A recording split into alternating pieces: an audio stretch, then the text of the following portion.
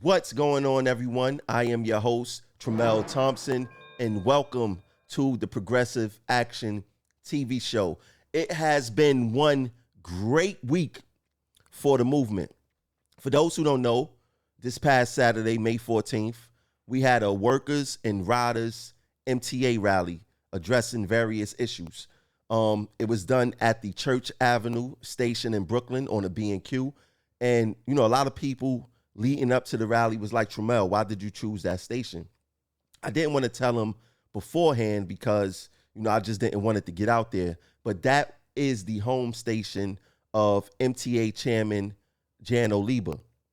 So after we finished with the rally in front of Church Avenue, we decided to go to his home, right? Now, a lot of people are skeptical about going to people's homes, but to me, psychologically, that is the only way to really get people attention. I've done rallies at 2 Broadway.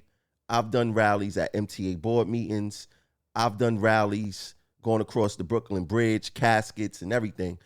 And not saying it does not work, because it does work. But when it comes to the bosses and them actually listening, they not really paying attention. I've gotten calls personally saying that, these managers, they laughing, that y'all just wasting y'all time and all this other stuff. Fine, no problem, because I know how to get people to listen. You go to their home peacefully, not being on no ignorant BS, not on any type of violent or harassment or anything like that, but you're allowed to peacefully protest anywhere you want. And that includes people homes.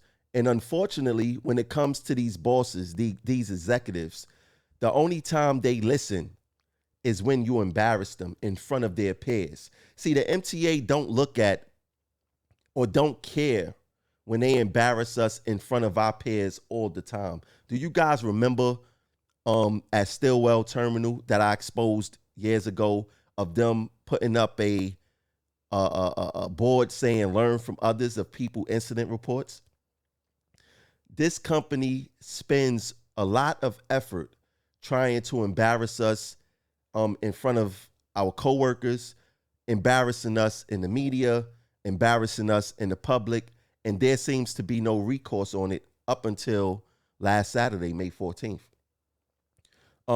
Even when we get into, situations on the job and the MTA spokesperson say, they basically throw the work up under the bus and protect the company, right? This is the only job in New York City this happens. The police can do the most egregious things.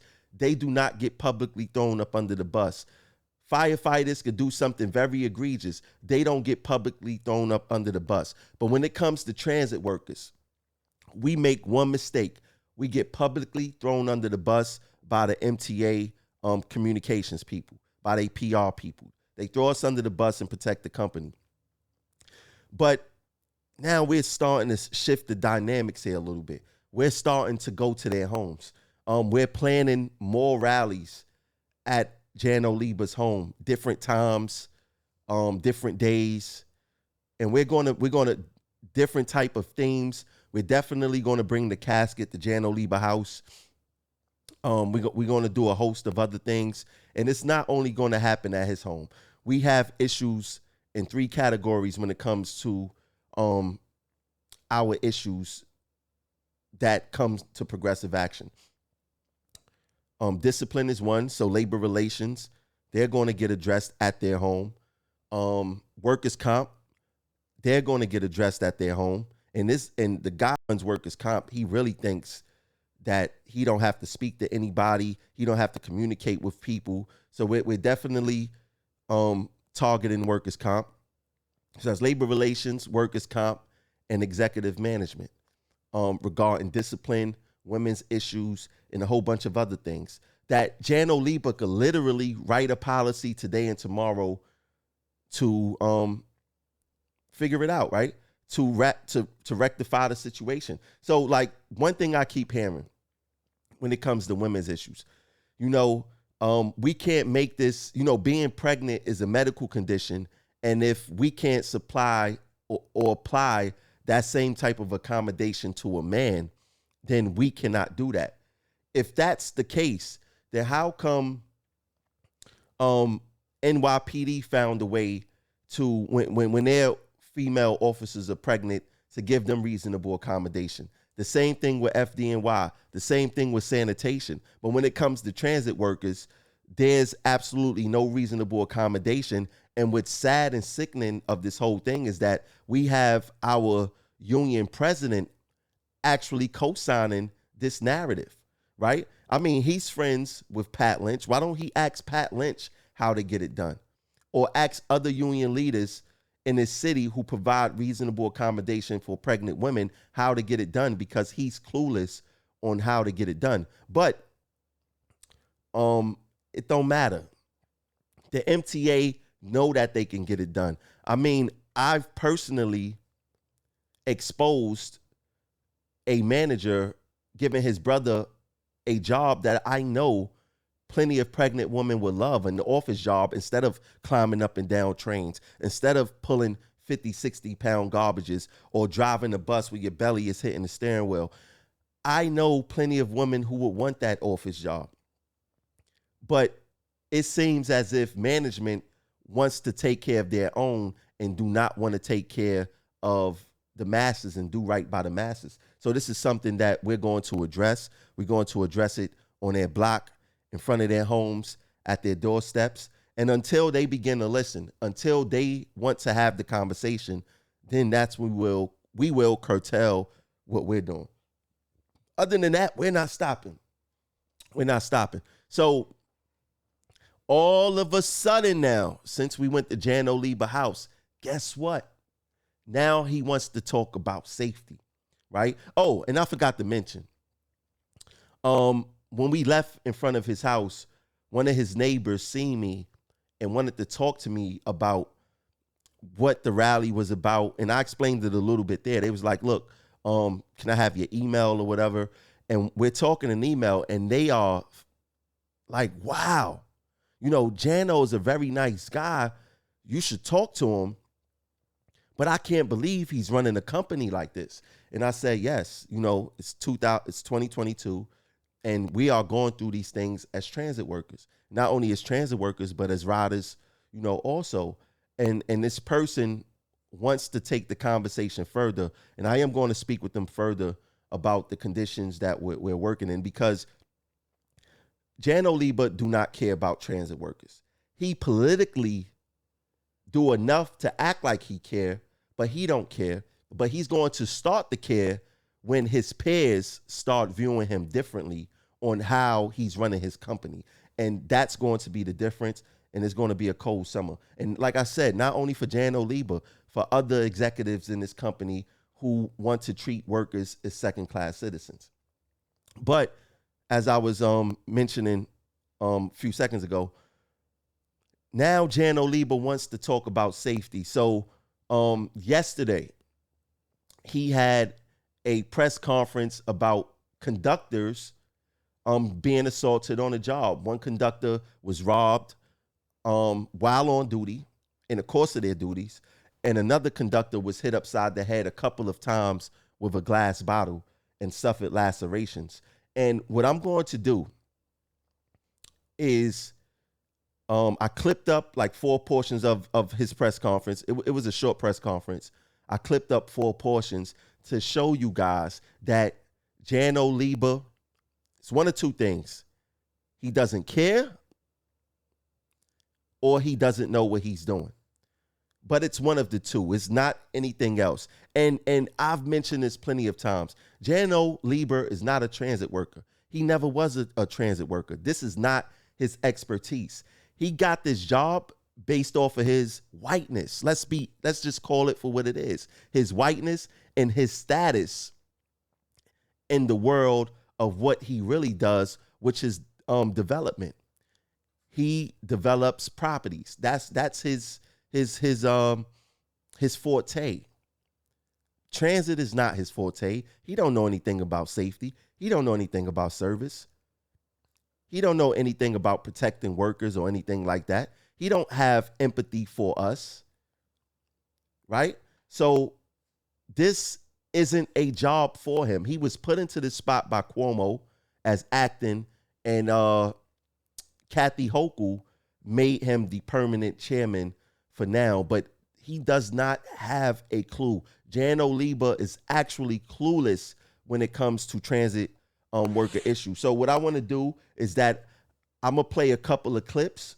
I'm going to explain those clips, and I'm going to show you guys how one or two things. He doesn't know what he's doing, or he's just straight out, flat out, not telling the truth. But let's get to the first clip, and I'll explain the rest. Hello, Berenice Gardner from Univision, and I want to know how you train your employees to respond to violence. How you do that? This is not easy, but how you do that? You know, we do have violence prevention training and de-escalation training for a lot of employees, and everybody's getting, unfortunately, training for some terrible scenarios. That's part of life right now. But our workers shouldn't have to prepare to be attacked. That's not their job. To prepare to be attacked physically, that's not their job. It's our job and Albany's job to make sure that they aren't attacked. They're calling for changes. I'm calling for changes. It's time. Now, he said, you know, it's not our job to be attacked. We know that, right? But he also mentioned that there's some type of de-escalation training, or violence prevention training for conductors and train operators, train crews. Now, let me remind you, he had this press conference addressing violence on the trains, right? There is absolutely no de-escalation training or violence prevention training for train conductors or train motormen. Now, there is training for platform conductors, right? A platform, a position that's relatively new. Why isn't this training or this de-escalation or this prevention training made available to the entire workforce, right? And the media is not familiar with what kind of training do we get. They don't try to speak with the workers to see what's going on, because there's no sense in having media and telling or letting the MTA control the narrative to make us look like we don't know what we're talking about, right? The only people in RTO that get any type of training is platform conductors, right? And now the platform conductor program, I think it's only like 10 platform conductors. Meanwhile, there's about 8,000 workers in RTO. So we talking about this amount of people who's trained on this type of work, and who's to even say if it's effective or not, right? Let's get to the next clip on Janno Lieber and his clueless behavior. And just following up on the bus protection question, it's been 14 years since Edwin Thomas was stabbed and murdered on a bus for trying to collect the fare. You still subsequent bus procurements have still left a vulnerable barrier. Why hasn't the MTA invested in or procured buses that have these kind of floor-to-ceiling barriers like they're in Vegas or London? Listen, I'm prepared to look at all that stuff. Rich Davies here. We're in the bus buying business, so we're going to look at all different kinds of models. But the key point is our bus drivers shouldn't have to worry about being attacked. And I call bus drivers and conductors personally when people are attacked and physically harmed. And a lot of them are just saying it came from nowhere. There weren't even, you mentioned like someone was trying to enforce. Sometimes people are getting attacked without any warning. Someone's just coming up to them and expressing their rage by taking a swing at them. That's why the penalties and the deterrence really need to be upped. That's why we're asking for this legislation. Now, in that clip, Janno said, we are in the bus buying business. That is true. But they are in the bus buying business for passengers, not for operators' safety, right? So when they say they're into the bus buying business, look what's coming on these buses now. Wi-Fi, free Wi-Fi. Oh, we got free Wi-Fi. We have chargers on the buses. We have more accessibility for disabled riders, right? All of that is cool. But what are you doing different with the buses to make bus operators more safe, right? There's absolutely nothing being done to make sure that bus operators are safe. Now, we should not have to come to work worrying about being attacked, worrying about, are we going to make it back home to our families the same way we left? That should not be a part of our job duties, right? Now, another thing they focusing on, right, besides buying, they're in the business of buying buses, is what they call that? Bus network redesign, right? They are trying to scramble how some of these bus lines move through the city, right? So they want it to be for more reliable service. They want faster travel and better connections and easy of use, right?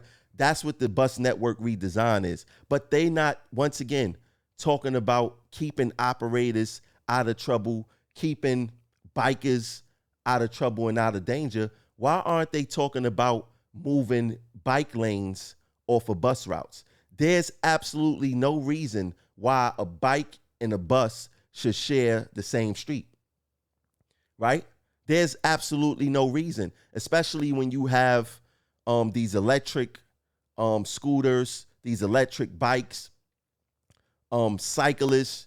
You know, there's absolutely no training on their end to teach them how to ride safely next to a big piece of equipment like a bus, right? But as soon as a bus operator experience a knockdown on someone on the bike, they are automatically wrong. They're going to be villainized. They're going to be taken through the ringer, and it's an uphill fight after that. They're not even thinking about that or talking about that. That's a part of keeping operators safe also, and keeping pedestrians and cyclists and other people that use these bike lanes safe.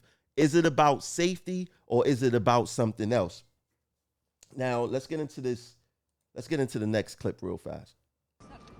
Okay. Is the MTA being investigated right now by the DOL about reporting cases of violence from your workers? Are you doing that? Are you reporting to the DOL these cases? Yeah, that I understand that. That's a paperwork issue. I'm sure it's going to be cleared up. I have been highlighting in all my public comments, in board meetings and news conferences, the fact that we have a problem with more and more MTA workers being assaulted, and we need the law change. I'll keep talking about that. Those paperwork issues are not the issue. The issue is the law and the enforcement and the deterrence, and we're focused on that. Now, the issue with that is the MTA do not want to take accountability for anything. They try to minimize the entire Department of Labor investigation as just a paperwork issue. No, it's not. No, it is not. It is more than a paperwork issue. It is a logistics issue. It is a management issue. It is an I don't care issue. It's an who's going to hold me responsible issue. It's a nobody's doing their job issue, right? So he minimizes the MTA responsibility as merely a paperwork issue, but the legislators have a bigger issue. Let's look into something. Janno, this is not only a paperwork issue. You have a serious violation that the DOL substantiated on you, right? And it says the employer, with the participation of the authorized employee representative, did not conduct a review of the workplace violence incident reports at least annually to identify trends in the types of incidents in workplace and review of the effectiveness of the mitigating actions taken. Now, that is more than a paperwork issue. When you are analyzing trends, when you are analyzing those type of statistics, right, you're seeing where the problem areas are. You are seeing where the dangers are, right? So if someone keeps getting assaulted throughout, let's say quarterly, specifically speaking at 14th Street Union Square, right? And that those logistics is distributed to the workers to be like, hey, look, there are a high number of assaults happening at this specific station.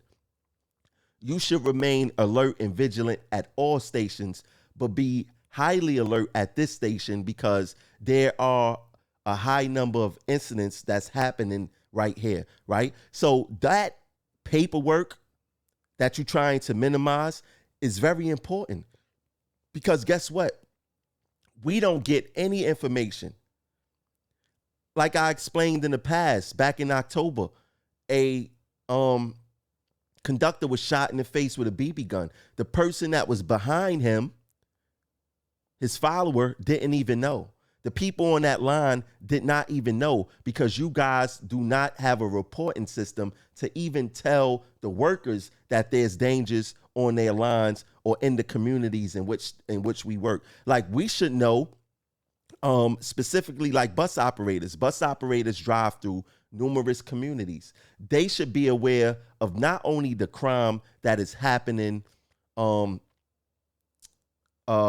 transit property, they should also be briefed on the crime that's happening in specific areas of the routes that they drive through, right? Because we have seen shootings on buses. We have seen buses get shot from the street, right? So we need to be aware and alert of everything that's going on.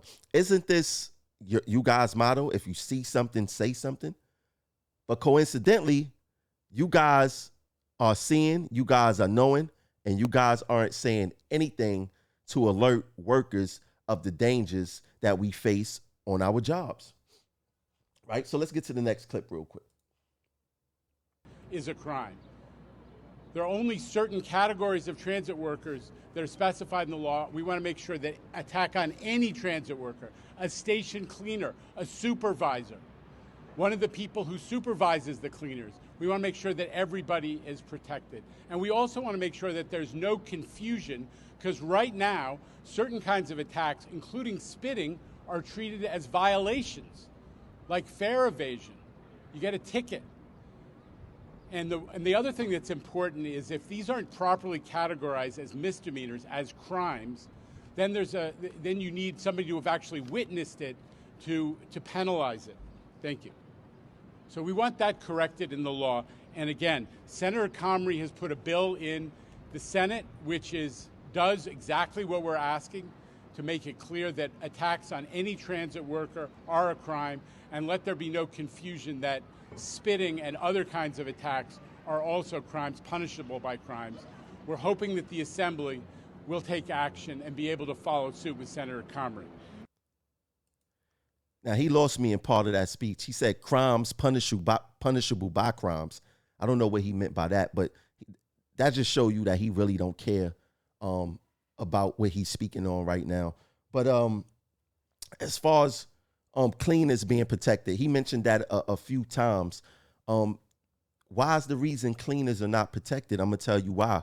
Because of the historical racist policies of the MTA. At one time, only black people were allowed to be cleaners / porters in the MTA. So there's no coincidence as to why cleaners are the least protected when it comes to crimes on New York City transit property. And it's like they are third-class citizens in this whole entire operation. This is something that they can change, right? That they could seriously push for, that they could seriously advocate for with workers. Janno think that him speaking about it and yeah, you know, I did my job, I spoke about it. No, there's things that the MTA can do to provide better safety for cleaners on the job. Like I said, there have been a series of sexual assaults in Lower Manhattan, they don't brief the cleaners, which are mostly women who work in that area, of these sexual assaults. They just let them go to work and let them figure out on their own. Hopefully they are not a victim of a sexual assault at work. But there's things that the company can do to make workers more alert, to make us more vigilant, to educate us on what's happening in our work environments. And they are not doing. They are pointing to legislation. Leroy Comrie, this person, that person, MTA. What are you doing? Right? And Janno Lieber is so detached. And this is why I say that he's clueless.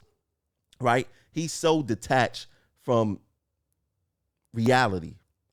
Oh, you know, we're going, we got to go the legislative way to say that we got to charge these guys with a misdemeanor. Now they're getting tickets. Now they need to be charged with a misdemeanor. Now, I'm not going to lie. There are things wrong with the justice system when it comes to prosecuting assaults on transit workers. But Janno, you have to be out of your mind to think that a misdemeanor is going to stop someone from attacking a transit worker.